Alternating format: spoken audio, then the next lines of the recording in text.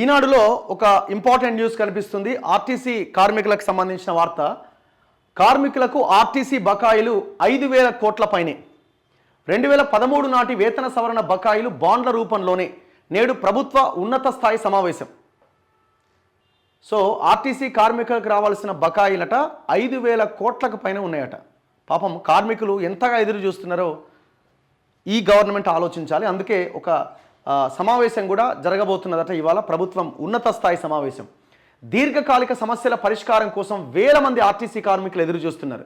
ప్రభుత్వంలో కార్మికుల విలీనం ప్రక్రియ ఇటీవల అసెంబ్లీ ఎన్నికల నేపథ్యంలో మధ్యలోనే నిలిచిపోయింది. మరోవైపు పొదుపు చేసుకున్న సిసిఎస్ డబ్బులు రాక నగదుగా మారని 11 ఏళ్ల కిందటి వేతన ఒప్పందం బాండ్లు, డిఏ బకాయిలు అందక ఆర్థికంగా సతమతమవుతున్నారు. సో ఇవన్నీ వాళ్ళకి రావాల్సినవి. పిఆర్సీ అమలు కావట్లే, వాళ్ళ సిసిఎస్ ఫండ్ వాళ్ళ జీతంలోంచి కట్ అయిందే, వాళ్ళకి వాళ్ళ పిల్లల పెళ్లిళ్ళకో చదువులకు అవసరమైతే అప్లై చేసుకుంటే ఆ డబ్బులు వస్తలేవు. డిఏ బకాయిలు పెండింగ్లోనే ఉన్నాయి. దాదాపు ఈ బకాయిలు అన్ని కలిపితే 5,365 కోట్లకు పైగా ఉన్నాయి.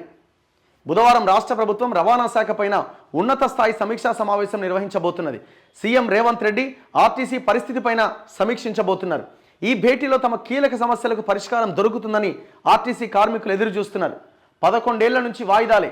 ఆర్టీసీ కార్మికులకు చివరగా 2013కు సంబంధించిన వేతన సవరణ రాష్ట్ర ఆవిర్భావం తర్వాత జరిగింది. పిఆర్సీ సవరణ బకాయిల్ని ఆర్టీసీ బాండ్ల రూపంలో ఇచ్చింది. ఇప్పటికీ ఆ బాండ్లను నగదు రూపంలోకి మార్చలేదు. 2014 నుంచి లీవ్ ఎన్కాష్మెంట్ చెల్లించలేదు. ఆర్టీసీలో ప్రతి 4 ఏళ్లకు ఒకసారి వేతన ఒప్పందం జరిగేలా యాజమాన్యం గతంలో కార్మిక సంఘాలతో ఒప్పందం చేసుకున్నది. ఈ మేరకు 2017, 2021లో పిఆర్సీలు అమలు చేయాల్సి ఉందని కార్మిక సంఘాలు చెప్తున్నాయి. అంటే 2000 పిఆర్సీ పెండింగ్లో ఉంది, 2021 పిఆర్సీ పెండింగ్ ఉంది, ఇంకొక 6 నెలలు సంవత్సరం అయితే ఇంకొక పిఆర్సీ రాబోతున్నది. 6,784 రుణ దరఖాస్తులు పెండింగ్లో ఉన్నాయట. అంటే అప్పు కోసం వాళ్ళు పెట్టుకున్న అప్లికేషన్లు. ఆర్టీసీలో ఉద్యోగులు కార్మికులు కలిపి ఉద్యోగుల పొదుపు పరపతి సహకార సంఘ thrift credit cooperative society, employees thrift credit cooperative సొసైటీని ఏర్పాటు చేసుకున్నారు. పొదుపు చేసిన సొమ్మును ఆర్థిక ఇబ్బందులతో సంస్థ వాడుకోవడంతో ఉద్యోగులు ఇబ్బంది పడుతున్నారు. సిగ్గులేదు, ఉద్యోగులు కట్టిన పైసల్ని కూడా యాజమాన్యం వాడుకున్నది. నిధులు లేక 6,784 దరఖాస్తులు పెండింగ్లో ఉన్నాయట. వీళ్ళంతా ఎవరు పాపం? వాళ్ళ బిడ్డల పెళ్లిళ్ళకో వాళ్ళ చదువుల కోసమో వాళ్ళు అప్లై చేసుకుంటారు. 3,656 మంది సభ్యత్వాన్ని రద్దు చేసుకున్నారు. సీఎం రేవంత్తో బుధవారం జరిగే సమావేశంలో కార్మికులకు ఇవ్వాల్సిన బకాయిల్లో కొన్నింటిపైన, ఖాళీగా ఉన్న 3,000 పోస్టుల భర్తీపైన కీలక నిర్ణయం తీసుకునే అవకాశాలు ఉన్నాయి. ఇగో కార్మికులకు రావాల్సిన పైసలు కోట్ల రూపాయలు.